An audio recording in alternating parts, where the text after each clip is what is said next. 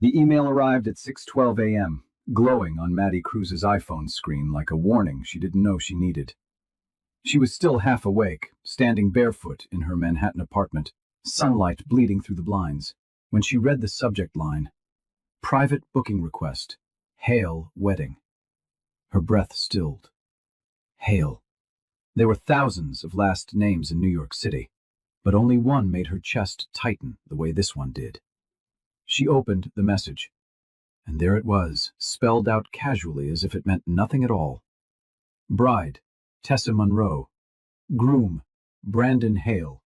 Venue requested, Lumine & Co., Manhattan, Grand Hall. Her restaurant, her empire, a place she built from the ashes he left her in. Maddie sat down slowly, fingers shaking. Brandon never once stepped foot inside Lumine & Co. after their divorce. He had no idea she'd gone from a waitress in Texas to the owner of the most sought-after fine dining brand in Manhattan. To him, she was still the girl he once accused of never going anywhere. But now, he wanted to host his wedding here, in her building, under her roof. And he didn't know. For a second, she almost laughed. For another, she nearly cried. And then the kicker hit her, hard and cold. Attached was a note from the newly hired receptionist. "Hi, Maddie. The groom insisted the manager on duty be you. He said you owe him at least that much. Should we confirm?" The audacity. The man who destroyed her reputation, walked out with rumors trailing behind him, and married his PR sweetheart, now wanted her to serve him champagne on a silver tray. Her pulse steadied. A fire rose slowly in her chest. She typed one word back. Confirmed.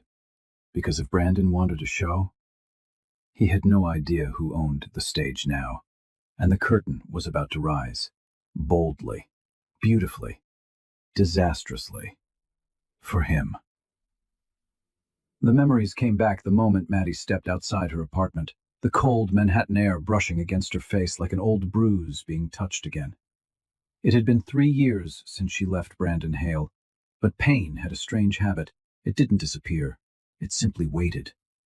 Back then, she was still Madeline Cruz from rural Texas, the girl with a soft accent and second-hand clothes, who followed Brandon to New York because she believed in love more than logic. She worked double shifts at a diner, saved every dollar, and dreamed of building a life with him.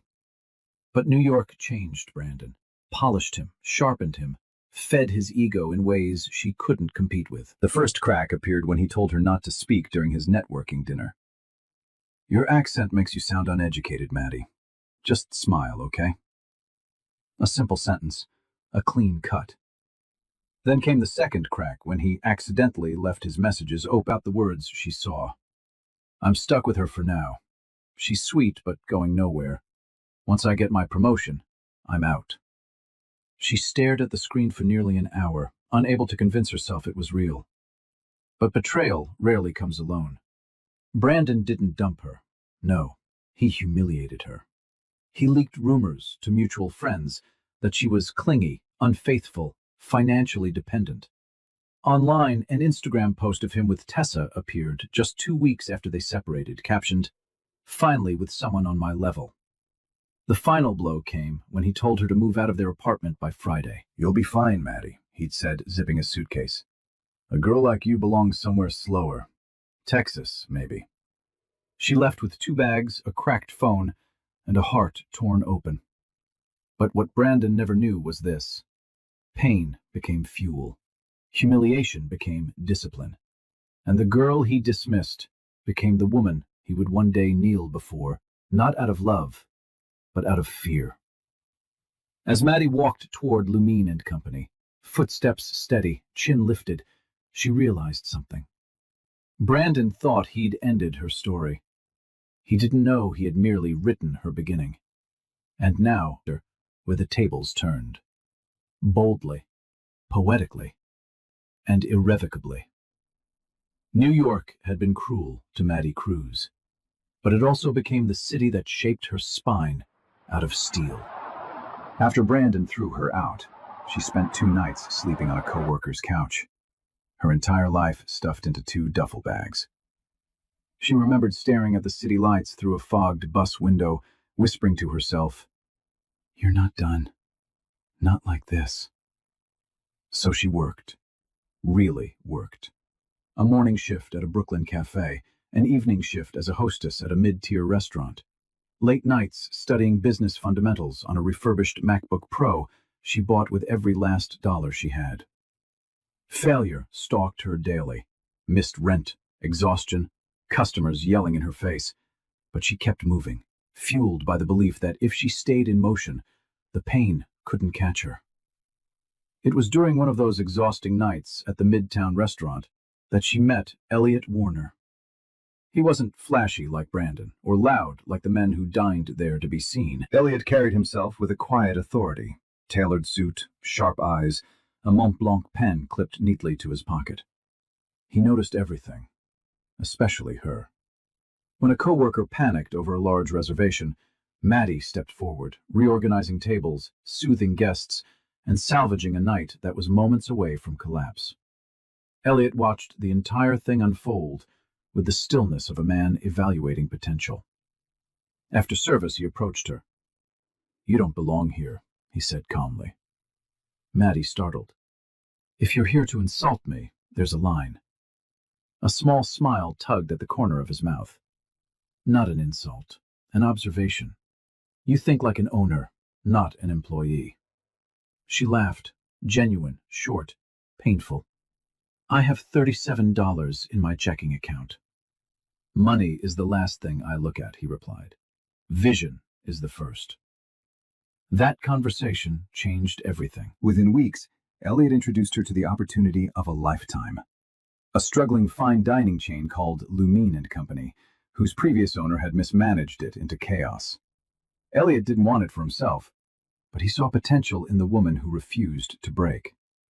"You run operations. I back the acquisition," he told her. 51% is yours, if you're brave enough." Brave enough? Maddie had survived Brandon. She was brave by necessity.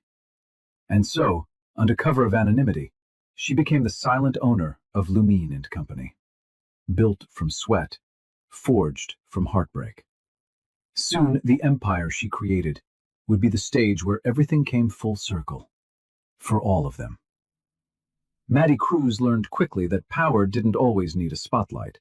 Sometimes, the sharpest blade was the one hidden in plain sight. When she officially became the majority owner of Lumine & Company, she didn't walk into the restaurant wearing designer heels or announcing her title. No. She walked in wearing the same black manager's apron she'd worn for years, blending seamlessly into the staff she now employed. To the world, she was Maddie, the hard-working floor manager. Only a handful of executives, Elliot included, knew she owned the entire chain. It was her choice. She wanted to learn everything. How the staff spoke when they thought no one important was listening. How customers behaved when they believed she had no power. How the tiny cracks in the system could be repaired before they became disasters. Knowledge was leverage, and Maddie knew she'd need all of it one day. And that day arrived faster than expected. One Tuesday morning, she stood in the grand hall reviewing layout changes for an upcoming corporate gala. Sunlight spilled across the marble floors, reflecting off the intricate gold accents she had personally chosen after the renovation. Everything looked stunning, clean, elegant, powerful. Hers. Then the elevator opened. She didn't expect to see them yet, not this soon. Brandon Hale and Tessa Monroe stepped out together, arm in arm, dripping in overconfidence. Tessa's designer dress sparkled under the chandeliers, though her smile was sharper than any jewel she wore. Brandon's eyes scanned the restaurant with the entitlement of a man who believed places existed purely to serve him. They didn't notice Maddie at first, but she noticed everything. Brandon looked taller somehow, or maybe it was the arrogance lifting him off the ground. Tessa's gaze flitted from table to table, already judging, already imagining herself as the star of the night. Finally, Brandon spotted Maddie. He didn't look shocked. He looked amused. "Well," he said loudly enough for his voice to echo across the hall, I guess some people really can't move up, no matter where you drop them. Tessa giggled, clutching his arm. At least she's consistent. Maddie smiled, calm, steady, unreadable. They thought they were mocking a waitress. They had no idea they were speaking to the woman who signed their reservation contract and paid the salaries of every person in the room. And soon, they would learn exactly what that meant. Brandon Hale walked through Lumine and Company as if he owned the place, ironic considering the woman he once discarded actually did. Maddie followed a few steps behind, clipboard in hand, blending into her role as the obedient manager. She kept her expression neutral, but internally she mapped every arrogant gesture he made, every dismissive glance, every careless command. He paused near the champagne bar, running his fingers along the marble counter she personally designed. "This is decent," he said, "but for my wedding, I expect something elevated." Tessa nodded vigorously. "Yes, more white roses, more gold, and lighting that highlights me from every angle." She turned to Maddie with a sugary smile that didn't reach her eyes. "Do you think you can handle that, sweetheart?" Maddie's jaw tightened, but she remained composed. "We can accommodate your requests." Tessa smirked, then leaned closer. "Good, because I want our wedding to look expensive. Cameras will be everywhere. You understand the pressure." Brandon added, "Just don't mess up, Maddie. This event is the biggest thing that'll happen to this place." The irony nearly made her laugh out loud. As they continued the walkthrough, Maddie instructed staff members on minor adjustments. Suddenly, Brandon snapped his fingers at her. "You," he barked. "Come here." She approached slowly. "We want to test entree options," Brandon said, tossing his coat onto a nearby chair without looking. "Bring us samples. And hurry, we have real meetings after this." Tessa chimed in. "Oh, and bring extra napkins. Brandon gets fussy when things drip." A staff member watching nearby clenched his jaw, clearly offended by the tone. Maddie subtly signaled him to step back. She didn't need anyone defending her. Not yet. Not today. Just when she thought the humiliation couldn't get worse, Tessa pointed at Maddie's shoes. "Are those the store brand ones? Adorable, truly. It's nice that you're practical." The insult hit harder than expected, not because Maddie cared about the shoes, but because it reminded her of the old Maddie, the one Brandon trained to feel small. But that Maddie was gone. She straightened, meeting Tessa's gaze calmly. "Is there anything else you'd like me to note?" Tessa blinked, thrown off by the lack of reaction. Brandon scowled, annoyed he couldn't provoke her. As they turned away, Brandon murmured, "Imagine being stuck working here forever." Maddie almost smiled. He couldn't imagine how wrong he was. By the time Brandon and Tessa finally swept out of Lumine and Company, the staff exhaled in collective relief. But Maddie didn't have a moment to breathe. Her phone buzzed with a message from the one person who always saw through her calm facade. Elliot Warner. "My office. Now." 10 minutes later, she stood inside his midtown tower, glass walls, skyline views, and Elliot himself positioned behind his sleek MacBook Pro, sleeves rolled up, jaw tight. He didn't look at her at first. He only clicked through security footage of Brandon snapping his fingers at her, Tessa mocking her shoes, the entire humiliating walkthrough. "You let them talk to you like that," he said quietly. "It's fine," Maddie replied. Elliot finally lifted his gaze, sharp, disbelieving. "It's not fine. You're the owner. You don't have to tolerate this." She sank into the leather chair opposite him. "But that's the point. They don't know." "And how long do you plan to keep it that way?" Maddie hesitated. She had rehearsed this conversation in her mind, but now that it was happening, words tangled in her throat. "Until the wedding. Until it matters." Elliot leaned back, studying her. "You're planning something." "Not revenge," she said softly. "Just truth." He exhaled slowly, rubbing his forehead. "I don't like it." It's my past, Elliot. Let me close it my way. A long silence stretched between them as the sun lowered behind Manhattan's skyline. Then Elliot spoke, voice lower. There's something you should know. About Tessa. Maddie looked up. What about her? Elliot's expression darkened. She isn't just Brandon's fiancée. She's someone who used to be tied to my family. Her old scandals nearly cost my father's firm a partnership. She changed her last name afterward. The revelation hit hard. So Tessa wasn't just reckless, she was dangerous. And now she's reattached herself to another man she can use, Elliot added. Brandon may have no idea who he's marrying. Maddie swallowed. Should we warn him? Elliot shook his head. He wouldn't listen. Men like Brandon only learn when consequences break them. His words lingered like an omen. Outside the office windows, the city glowed, brilliant and relentless. Inside, Maddie realized something. The wedding wouldn't just expose Brandon. It might expose Tessa, too. And, unknowingly, they were building their own downfall. The morning after the meeting with Elliot, Lumine and company buzzed with unease. Word had spread among the staff. The VIP groom had treated Maddie, their calm, respected manager, like a disposable servant. No one dared confront Brandon directly, but the tension simmered beneath every whispered conversation. Maddie pretended everything was normal. She checked inventory, approved lighting adjustments, and reviewed vendor notes. But her stomach twisted each time someone mentioned the upcoming wedding. By noon, the day took an unexpected turn. A staff member hurried up to her, holding an iPad. Maddie? You need to see this. On the screen was a trending post from a gossip account. Is Brandon Hale's ex-wife still obsessed with him? Sources say she's lingering around his wedding venue. Then there were screenshots, old photos Tessa had dug up, clearly fed by Brandon, painting Maddie as a clingy, jealous ex who couldn't move on. A hollow ache settled in Maddie's chest. After everything she endured, they were still coming for her. Another staff member muttered, "Why would they post something like this? Maddie doesn't bother anyone."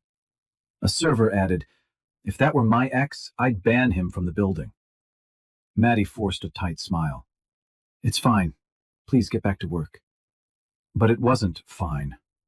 Brandon had always been good at rewriting stories, turning himself into a hero at the expense of whoever stood closest. Now, with a wedding hashtag to maintain, he needed Maddie to be the villain. She stepped into the back hallway, pressing her palm to her chest to steady her breath. The old panic crept up, the same suffocating feeling she had when Brandon shoved her out of their apartment with 2 suitcases and a broken heart. Just as the anxiety peaked, a voice cut through. "Maddie?" It was Ben, the quiet sous chef who rarely spoke unless necessary. He held out a steaming cup of coffee.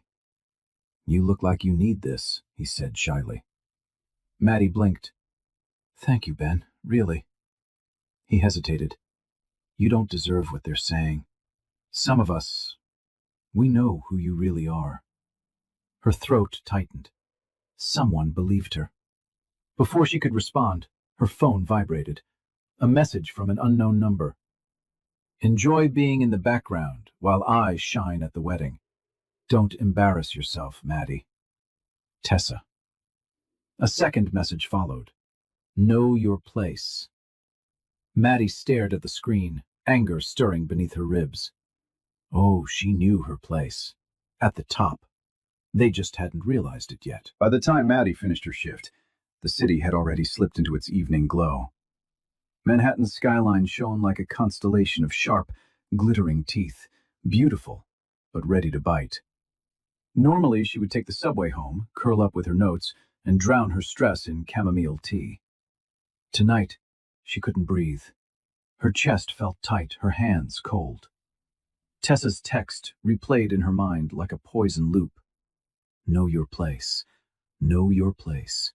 Know your place. She pressed a hand to her sternum, inhaling shakily. Panic wasn't new to her. Brandon had planted that seed years ago, but this was different. This wasn't fear of him. This was fear of becoming who he claimed she was. She needed air. She needed silence. She needed Elliot. She didn't mean to call him. Her trembling thumb hit his name by accident. But when she heard his voice, steady, low, grounding, she nearly crumpled right there on the sidewalk. "Maddie, what's wrong?" She swallowed hard. I don't know. Can I come over?" "You're already expected," he replied. Penthouse doors open. His penthouse overlooked Park Avenue, all glass and warm lighting, an impossible contrast to the chaos inside Maddie's chest. When she stepped in, Elliot didn't ask questions. He simply held out a soft blanket and a warm mug of Starbucks chamomile tea. "Sit," he said gently. She sat, and finally, the tears fell. "I thought I was past this," she whispered. "But seeing the posts over again." Elliot lowered himself beside her, elbows on his knees. "Brandon broke you down for years. Healing doesn't erase that overnight." "I hate that they still have power over me." "They don't," he said firmly. "You're reacting to echoes, not reality." She wiped her cheeks. "Feels real." "That's why I'm here. To remind you of who you've become, not who he told you you were." Something in his voice softened the weight on her ribs. Elliot had a way of speaking that rebuilt her without even trying. After a long silence, he added, "You won't face the wedding alone. I'll be there." She looked at him, startled. "Why?" His eyes held hers. "Because, Maddie, you deserve to be seen. Properly." Her pulse stuttered. For the first time in years, she didn't feel small. She felt chosen. Outside, the city roared. Inside, something new began to bloom. The day of the wedding arrived with the kind of cold Manhattan wind that cut through even the thickest confidence.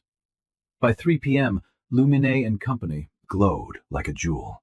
Golden sconces polished, champagne chilled, white roses arranged in cascading towers that Tessa insisted on for aesthetic impact. Staff hurried across the marble floors, adjusting final details. No one said it aloud, but every employee seemed to be standing a little closer to Maddie than usual, as though silently protecting her. Maddie walked through the grand hall with her tablet, checking tasks one by one. Her hair was tied back, apron crisp, expression composed. She looked exactly like the manager Brandon assumed she was. But her eyes carried a storm. The doors swung open. Brandon and Tessa strutted in first, trailed by a freelance videographer who filmed their every dramatic step. Brandon was in a designer tux he definitely couldn't afford without credit. Tessa sparkled in a beaded white gown that screamed sponsorship. "Maddie," Tessa called sweetly. "Come here. We need assistance." Maddie approached, steady. Tessa extended her hand without looking at her. "Hold this," she ordered, dropping her Cartier clutch into Maddie's palm like Maddie was a coat rack. Brandon snickered, glancing at the videographer. "Make sure you get this. We want a behind-the-scenes look at how hard everyone works for us." The humiliation was intentional, crafted, public. But Maddie didn't flinch. Still, the staff noticed, and they bristled. Ben, the sous chef, muttered under his breath, "I swear if they talk to her like that again." "Not now," Maddie whispered. "Save your energy." As she turned to leave, Tessa called out again. "Oh, and Maddie, be careful with the clutch. It's worth more than your monthly salary." Several employees froze. Maddie inhaled slowly. "Of course, Ms. Monroe." She walked away, gripping the clutch lightly so her frustration wouldn't crush it. The insult didn't wound her pride. It enraged her memory. This was exactly how Brandon used to chip away at her self-worth. But today wouldn't end like the past. As she rounded the corner toward the kitchen, a familiar voice murmured behind her. "You're handling this better than anyone else could." She turned. Elliot. He had arrived early, quiet, immovable, steady as stone. "You ready?" he asked softly. Maddie looked back toward the hall where Brandon and Tessa posed for cameras. "I'm ready," she said. "Let the show start." And the first crack in the facade was already forming. The evening crowd flooded into Lumine and Company with the entitled energy of people who believed attendance alone made them important. Laughter echoed beneath the chandeliers, heels clicked across the marble, and waiters weaved through the space carrying trays of champagne that cost more than Maddie used to earn in a week. Brandon thrived in it. He stood near the floral arch, posing, performing, pretending, while Tessa fluttered around him like a sequined butterfly. Cameras followed, guests gossiped, and every moment seemed engineered for social media. But the real show hadn't begun. Maddie kept to the outskirts, directing staff, adjusting timelines, making sure the evening ran flawlessly. If Brandon noticed how smoothly the event flowed, he'd credit himself. If anything went wrong, he'd blame her. It was the pattern of their relationship, alive even in divorce. Then it happened. During a quiet pause between courses, a group of guests gathered near the bar. One of them, the type who bragged loudly about crypto investments, asked Brandon loudly, "So, is it true? Your ex-wife works here?"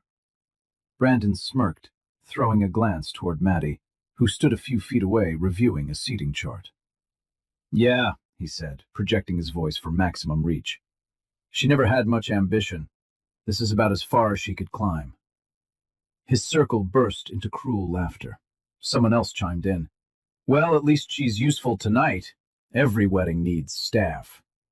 Another guest added, "Didn't she used to be clingy or something like that?" Brandon shrugged casually. "She was always holding me back.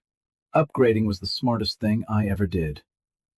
A few phones discreetly recorded the exchange. Maddie felt the familiar sting, sharp, humiliating, ancient. The old Maddie, the one he'd broken, the one he'd convinced was unworthy, trembled somewhere deep inside her chest. But the woman she'd become didn't flinch. She inhaled, straightened her shoulders, looked him square in the eye, and softly said to a nearby staff member, "Play the next cue. We stay on schedule." Her voice didn't shake, her hands didn't tremble, but the room did, because Elliot, who had walked in just in time to hear everything, stepped beside her, gaze locked on Brandon, with a warning that could cut glass. The tide had shifted. Brandon just hadn't realized his downfall had already begun. Elliot Warner didn't raise his voice. He didn't need to. He stepped forward with the quiet force of someone who owned entire boardrooms simply by entering them. Conversations dimmed, cameras lowered. Even the air seemed to tighten around him. Brandon, still basking in the glow of mocking Maddie, froze when Elliot's shadow fell across him. "Is there a problem here?" Elliot asked, tone calm but laced with steel. Brandon blinked rapidly. "Elliot, wow, I didn't know you were coming." The sudden shift in his demeanor was almost laughable. Confidence evaporated, replaced by frantic politeness. Around them, guests whispered, "Is that Elliot Warner, the investor? What's he doing with the staff manager?" Elliot ignored Brandon completely and turned to Maddie with a softness no one had ever seen directed at a mere manager. "Are you okay?" he asked. The question, so simple, so human, sent a ripple through the crowd. Because the way he looked at her, that wasn't how anyone looked at staff. That was how someone looked at an equal, someone important. Maddie nodded. "I'm fine. Please don't escalate anything." But Elliot's gaze returned to Brandon, colder now. "I heard what you said." Brandon's smile faltered. "Just joking around." "Humiliation isn't a joke," Elliot replied calmly. "Unless you're trying to expose your own insecurity." A few guests gasped. Others tried to film discreetly. Brandon stuttered, "Look, man, we're here to celebrate. No need to get dramatic." But Elliot stepped closer, lowering his voice enough that only their small circle could hear, though his tone carried weight like a hammer. "Maddie carries this entire event. You should be thanking her instead of degrading her. Tessa appeared at Brandon's side, linking their arms tightly. Elliot, sweetie, let's not make this uncomfortable. Elliot looked at her for the first time, and recognition flickered in his eyes. A quiet, dangerous recognition. Tessa Monroe, he murmured. Or should I say, Tessa Morgan? The color drained from her face instantly. Maddie's brows furrowed. Morgan? Elliot didn't elaborate, but his expression spoke volumes. Tessa stepped back, gripping Brandon's arm as if to silence him. The atmosphere shifted. Guests sensed a story, one bigger than wedding drama. Maddie watched Brandon's smile crack, watched Tessa's confidence crumble, watched the balance of power tilt. For the first time that evening, she wasn't the one standing in the shadows. The spotlight, unwanted yet overdue, had begun moving in her direction. And Brandon was finally starting to sense that tonight wasn't going to be the victory lap he'd planned. The moment Elliot spoke the name Tessa Morgan, the room shifted, quietly at first, then like a tremor rolling through marble floors. Tessa stiffened beside Brandon, her manicured nails digging into his sleeve as though she could physically hold her secrets in place. Maddie watched with growing confusion. Morgan? That name didn't belong to the social climbing PR princess she knew. It belonged to someone who came from scandal, someone who'd been whispered about in business circles for months. Brandon forced a laugh. What is this, Elliot? Some kind of joke? But Elliot didn't joke. He tilted his head slightly, studying Tessa with the detached disappointment of someone who had seen this performance before. No joke, he said. Just surprised you'd show your face again after what happened in Chicago. Chicago. The word dropped like a weight. Tessa's voice trembled. Elliot, stop. Not here. Oh? Elliot asked softly.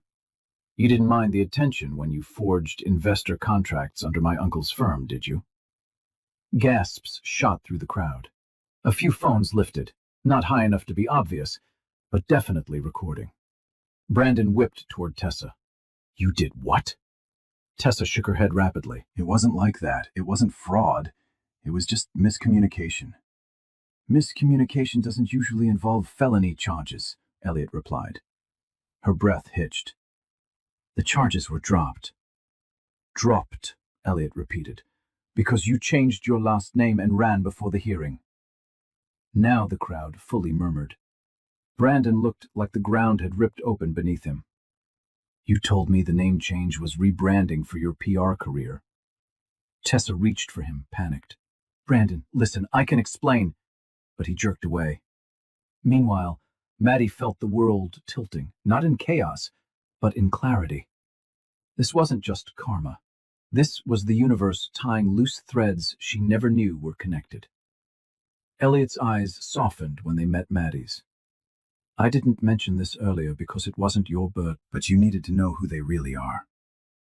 Brandon spun toward Maddie suddenly, as if searching for someone to blame. You brought him here to embarrass us. Maddie held her ground. I invited no one. Consequences invite themselves.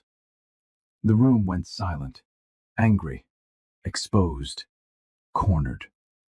Tessa grabbed her dress, whispering harshly, We can fix this. Just smile. Pretend nothing happened. But Brandon wasn't listening, because for the first time he realized the wedding wasn't unraveling from the outside. It was collapsing from within. And Maddie hadn't even spoken yet. The ballroom felt electrically charged, like the seconds before a storm finally breaks. Guests hovered in clusters, pretending to sip champagne while shamelessly watching Brandon and Tessa unravel in real time. Maddie could feel every eye flicking between her, Elliot, and the disgraced, nearly newlyweds. But the universe wasn't done yet. As staff hurried to reset the dessert display, a new intern, nervous, eager, and far too inexperienced for a night like this, approached Maddie holding a thick binder. Ms. Cruz, he said loudly, do you want the owner copy of the event contract now or after the presentation? Silence. Freezing, echoing silence. Brandon looked up sharply. Tessa nearly dropped her champagne flute. The crowd collectively inhaled. Maddie blinked. The what copy? The intern, oblivious to the nuclear bomb he had just detonated, continued cheerfully. The owner copy. You know, the one with your signature on every page. He held up the binder, and there, stamped in gold, Lumine & Co., Owner Edition. Madison Cruz, jaw unhinged. What the hell is this? Tessa stared at Maddie as if seeing her for the first time, not as a threat, not as a rival, but as a disaster she had failed to anticipate. You own this place? The staff, who had suspected but never confirmed, glanced at each other in awe. Maddie exhaled slowly. She hadn't planned for it to come out this way, not through an intern with terrible timing, but fate clearly enjoyed delivering poetic punchlines. She took the binder gently. Thank you. I'll handle it from here. The intern nodded, scurried off, and the explosion officially began. Brandon stormed toward her. You lied to me. She met his rage with calm. We're divorced, Brandon. I don't owe you my resume. You let me talk to you like some underpaid worker. You chose to talk to me that way, Maddie corrected softly. Someone in the crowd whispered, Oh, that's good. Tessa stepped forward, voice trembling. So, you're rich? Maddie smiled faintly. I'm capable. Wealth was a byproduct. Brandon's face reddened, humiliation blooming like wildfire. You were beneath me. You were nothing. Elliot stepped in, voice smooth as silk. Funny. I see nothing beneath you right now, except the shattered remains of your ego. Guests snickered. The scales had tipped, the narrative had shifted, and the night had only just begun turning against them. If the night had been cracking before, part 14 was the moment it split open. The ballroom lights flickered, just once, but enough to ripple unease across the room. The audio technician signaled to Maddie, panic in his eyes. The custom sound system Tessa insisted on renting, some overpriced luxury brand she claimed only celebrities use, was glitching. Of course, Maddie muttered under her breath. Before she could step in, Tessa snapped her fingers sharply. Maddie, fix the lights, fix the audio, fix literally everything. This is your job. The entitlement dripped like acid. But the universe had a sense of humor. Because when Maddie approached the booth, the technician whispered, The system's overloaded. Too many demands, too many last-minute changes. Someone forced it to run settings that weren't compatible. He didn't say who. He didn't need to. Maddie looked over her shoulder, straight at Tessa, adjusting her gown dramatically for the cameras. Brandon joined in, pointing a finger at Maddie like she was a malfunctioning appliance. If you screw this up, you're paying for it. I don't care if you save tips for 5 years. I want perfection. The staff stiffened. Guests leaned in. Phones subtly lifted. Maddie inhaled, voice calm. Let me try something. She knelt beside the panel, fingers flying across controls she knew better than the manufacturer. Sweat pricked her temple. The pressure was enormous, this room full of people rooting for her to fail or to rise, nothing in between. For a brief second, the lights surged bright, illuminating everything like a spotlight. A collective gasp echoed, because in that flash of brilliance, Tessa's makeup streaked under stress, Brandon's fake tan smeared across his collar, and Elliot, leaning against a marble pillar, watched Maddie with something dangerously close to admiration. Then the lights stabilized. The audio returned clearer than before. Guests erupted into applause. Tessa's face twisted. Lucky accident, she huffed. But several guests whispered, She saved the wedding. And others murmured, That's real skill, not whatever Tessa does. Brandon forced a shaky smile. Fine. Good. She did her job. Maddie stood, wiping her hands. I did my job. Now you should focus on doing yours, staying calm. His eye twitched.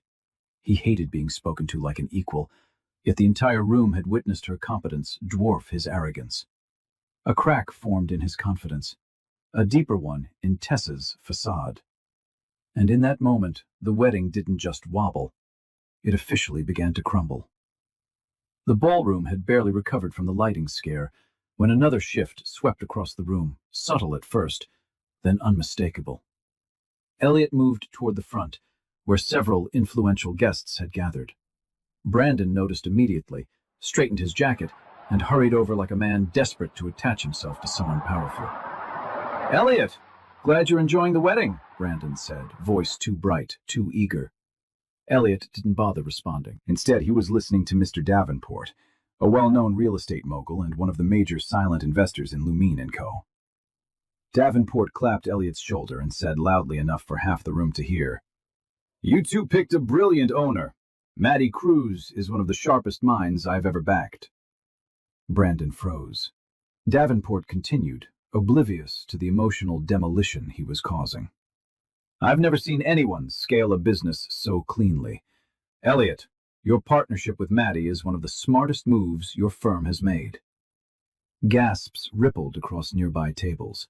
Maddie stood a few feet away, realizing this was it, the moment Brandon could no longer pretend he misheard, misunderstood, or misinterpreted anything. Brandon forced a laugh, voice cracking. Wait, Maddie? That Maddie? The manager?" Elliot pivoted slowly, expression unreadable. "She's been the majority owner for almost 2 years. Brandon's face drained of color.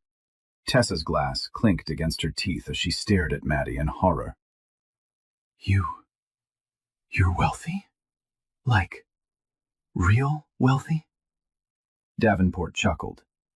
"Real enough to buy this entire building if she ever wanted to." The crowd murmured loudly now, feeding on the shock like vultures circling fresh carnage. Brandon stumbled toward Maddie. "Why didn't you tell me?" She lifted her chin. "Why would I? You let me embarrass myself." "You embarrassed yourself," she corrected softly. "All I did was show up and work." Laughter, sharp, delighted, cruel, rippled from one of the tables. Brandon's humiliation deepened into something uglier. His voice rose. "You think you're better than me? Is that it?" Elliot stepped between them, posture relaxed, but voice dangerous. "She doesn't have to think it, Brandon. Everyone can see it." Brandon's breathing turned frantic, erratic. He looked around the room and found no allies, no admiration, only pity, judgment, and morbid fascination. Tessa backed away from him, whispering, "This wasn't the plan. You lied to me. You said she was nobody." But the truth rang louder than any vow they had planned to exchange. Tonight, only one thing was clear. He had married the wrong woman, and underestimated the right one. If the night had been unraveling before, Part 16 was the moment the entire wedding detonated. The microphone on stage crackled to life as the event coordinator announced, "Ladies and gentlemen, before we continue with the dinner service, our venue's owner has been requested to say a few words." Guests turned curiously. Brandon's head whipped around. Tessa stiffened, clutching her clutch like a life raft. And then Elliot stepped aside, clearing a path. Maddie walked forward. Slowly, calmly, with the kind of poise people aren't born with, but forged through humiliation, heartbreak, and clawing her way back into the light. Whispers spread like wildfire. "That's her? She owns Lumine & Company? She looks powerful." Maddie reached the center of the stage. For a moment, she simply held the microphone, breathing through the weight of 100 staring eyes. Public speaking once terrified her, but tonight, fear had no room left to occupy. "Good evening," she began softly. "Thank you all for being here to celebrate Brandon and Tessa." Her voice was calm, almost gentle. But the calm before a hurricane is also gentle. "I've had the privilege of overseeing the operations of Lumine & Company," she continued. And for the past 2 years, I've been honored to serve as its majority owner. Gasps erupted. Several guests nearly dropped their glasses. On the left side of the room, Brandon mouthed something that looked a lot like, "No, no, no." Tessa swayed slightly, gripping a nearby chair. "But more importantly," Maddie added, her gaze steady, "I've learned that success isn't measured by who claps for you, but by who tries to tear you down and fails." A murmur of admiration swept across the tables. She didn't mention Brandon directly. She didn't have to. Every person in the room knew exactly what she meant. Behind her, Elliot watched proudly, shoulders relaxed, expression soft in a way no one had ever seen from the famously stoic CEO. Maddie ended with a simple bow of her head. "Thank you for supporting our establishment tonight. I hope you enjoy the rest of your evening." Polite applause began, then genuine applause, then cheering. Brandon stood there, trapped under a spotlight he'd never wanted. His face flushed red, then pale, then red again. Tessa whispered urgently, "Do something." But he couldn't, because in one elegant, devastating moment, Maddie had reclaimed the narrative, the power, and the room. And nothing, not a wedding, not a lie, not a man, could take that from her again. Brandon Hale moved toward the stage like a man drowning, desperate, frantic, grasping for anything that might pull him back to the surface. But the room had changed. People no longer looked at him with admiration or curiosity. They watched him the way one watches a car crash, horrified, yet unable to look away. "Maddie," he hissed, voice cracking as he climbed the steps. "We need to talk. Now." She stepped down gracefully, refusing to let him corner her in front of the crowd. But Brandon followed, grabbing her wrist in a panic. Elliot intercepted instantly. "Let go," he commanded, voice quiet but deadly. Brandon dropped her wrist as if burned. I'm not hurting her. I need a second to explain." The hypocrisy was almost laughable. "Explain what?" Maddie asked calmly. "How you mocked me? Lied about me? Told people I held you back?" Brandon swallowed hard. "I only said those things because I thought you were still, well, still you." "That's the problem," Maddie replied softly. "You never cared who I became, only who I was beneath you." Gasps whispered through the crowd. He flinched. "Maddie, please," he begged, reaching for her again. "We were good once. Maybe we can be—" "No," she said gently, stepping back. "We were never good. I just didn't know my worth yet." The words hit him harder than any slap. Behind him, Tessa watched with growing fury. Her glittering facade cracked entirely. "So what now?" Tessa snapped. "You embarrass us, ruin the wedding, and expect applause?"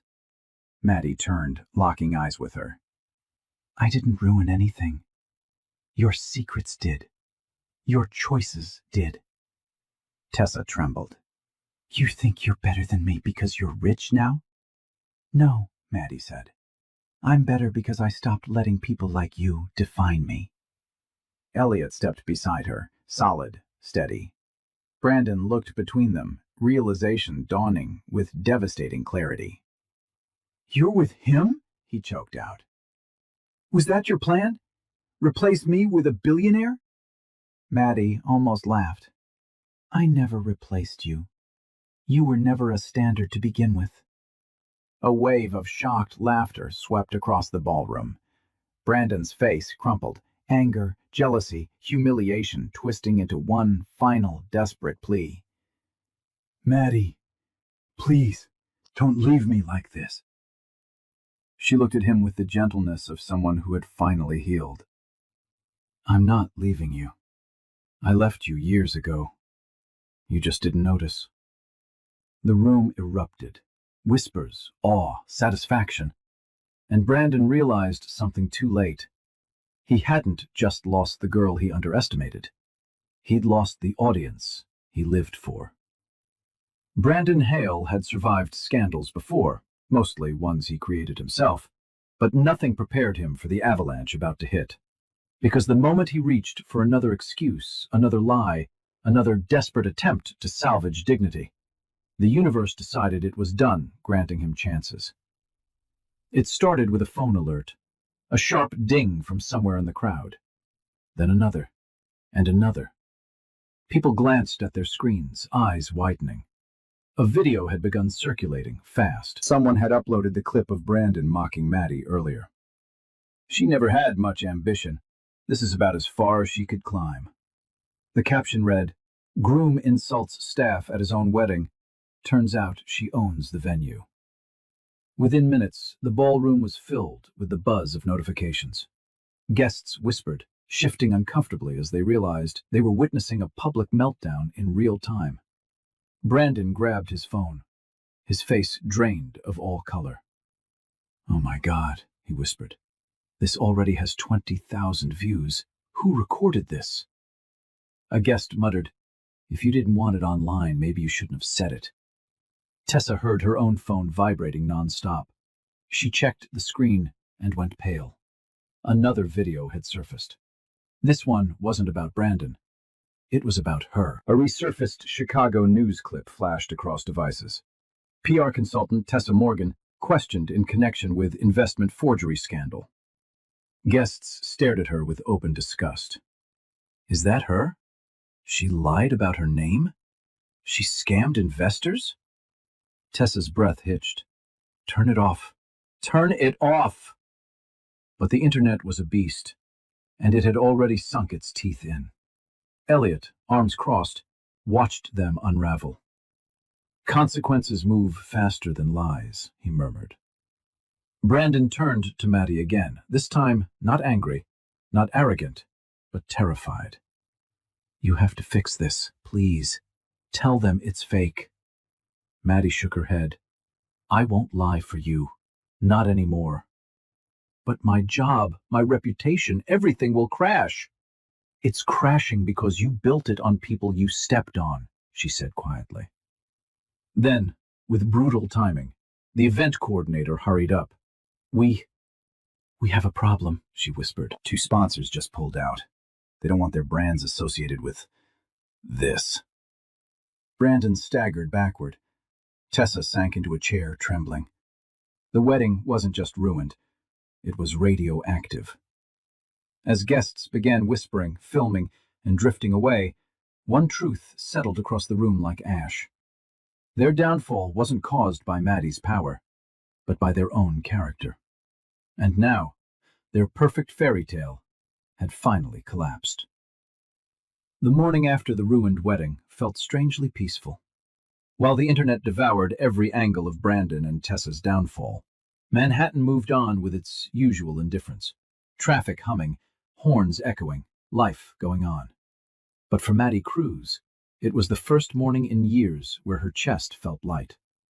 She sat near the window of a cozy Starbucks on Park Avenue, a warm cup of chamomile tea between her hands. No cameras, no insults. No ghosts of who she used to be. Just quiet. For once, she wasn't studying business notes or reviewing vendor logs.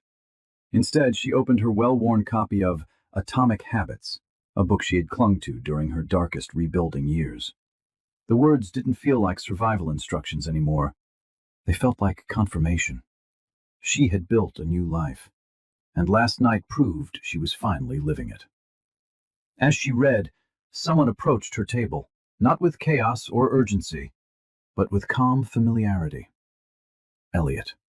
He set down his own drink, a black coffee, and pulled out the chair across from her. For a moment, "I look lighter," he said gently. "I feel lighter," Maddie smiled. "Yesterday was a lot, but I think I needed it." "You needed closure," he corrected. "And you got it." She nodded. The truth settled warmly in her chest. "Brandon and Tessa?" she asked. Elliot raised an eyebrow. Brandon's sponsors dropped him. Tessa's PR clients ran for the hills. They're trending, but for all the wrong reasons. Maddie exhaled, not out of satisfaction, but out of finality. "Then it's over." It's over, Elliot confirmed. And now you get to decide what comes next. For the first time in a long time, Maddie let herself imagine a future not shaped by fear or survival, but by choice. I want something different now, she said quietly. Something calmer, something real. Elliot leaned forward, voice softer than she'd ever heard. Then let me ask you something. Real. Her heart paused. He reached into his coat pocket, not for a ring, not yet, but for a small velvet box. He didn't open it. Not a proposal, he said with a faint smile. Not yet. Just a promise. I'd like to build something with you, at your pace. Warmth bloomed deep inside her, steady and sure. For once, Maddie didn't doubt herself. She didn't look back. I'd like that, she said softly. And in that quiet Starbucks corner, amid the hum of morning traffic, something healed that had been broken for years. Not loudly, not dramatically, but beautifully. Spring arrived in Manhattan with soft sunlight and the promise of new beginnings. Lumine & Co. stood taller than ever, booked months in advance, praised in major publications, and finally recognized for the brilliance Maddie had poured into it. But today wasn't about the restaurant. Today was about her future. Maddie stood on the rooftop garden of Elliot's newly renovated penthouse, overlooking a skyline that once intimidated her, but now felt like home. String lights glowed overhead, casting warm reflections across the terrace. The air smelled faintly of jasmine, and the city's quiet hum rose from below like a blessing. Elliot approached from behind, footsteps soft, presence steady. You ready? He asked. Maddie smiled. More than I expected. He led her toward a small gathering, just a few close friends, the staff who had become like family, and the people who had witnessed her rise. No cameras, no spectacle, no performance, just truth. Brandon and Tessa were nowhere near this world now, lost in their own chaos, swallowed by the very image they'd tried to build. Their downfall had been public and merciless, but Maddie took no pleasure in it. Their destruction hadn't healed her. Her healing came long before that, when she chose herself. Elliot stopped near a glass railing where the sunset painted the sky in oranges and golds. He turned to her, holding her hands gently. Maddie, he began softly, you rebuilt your life from the ground up, not for revenge, not to prove anything, but because you deserved more than the world gave you. Her chest tightened, not with pain but with overwhelming gratitude. You taught me what strength looks like, he continued. Not loud, not sharp, but steady, quiet, certain. He reached into his jacket and pulled out the velvet box, the same one he'd shown her weeks before in Starbucks, but unopened until now. This isn't about saving you or fixing you, he said. You already did that yourself. This is about choosing a future with someone who sees you clearly. He opened the box. A simple, elegant ring shimmered in the fading light. Madeline Cruz, he said. Will you marry me? Tears filled her eyes, soft, full, certain. Yes, she whispered. 1,000 times, yes. The rooftop erupted in gentle applause. Elliot pulled her into his arms as the city glowed behind them. And for the first time in her life, Maddie wasn't surviving, or proving, or enduring. She was simply, finally, happy. So, that's how our story ends tonight. And if you're still here, still listening, still breathing with this journey until the very last moment, then something in Maddie's story touched a part of your heart you maybe don't talk about often. Maybe a part that's still healing. Maybe a part that just needed to be seen. The Stoic philosopher Marcus Aurelius once wrote, "The impediment to action advances action. What stands in the way becomes the way." And that's exactly what we witnessed. Every wound Maddie carried became a doorway. Every humiliation became strength. Every ending became a beginning. She didn't win because life was fair. She won because she chose not to surrender her dignity. And maybe that's your message tonight, too. You are allowed to start again. You are allowed to outgrow who hurt you. You are allowed to rebuild quietly until the day you no longer need to explain your worth to anyone. If this story found you at the right moment, then stay with it, not for numbers, but so we can keep walking through these stories together, healing, learning, rising. I'm still here with you, and I'm proud of you. This video is a work of fictional storytelling created solely for entertainment, reflection, and emotional connection. The characters, events, and situations are not based on real individuals and are crafted to illustrate universal themes of healing, self-worth, and personal growth. Any resemblance to actual people or events is that encourage viewers to reflect on their own lives with compassion and strength. Stories like this help us explore human emotions safely, offering a space to breathe, learn, and imagine better futures. Thank you, YouTube, for supporting creative expression and for helping viewers find content that resonates with them in healthy, authentic ways. And thank you, dear viewer, for being here and experiencing this journey with us.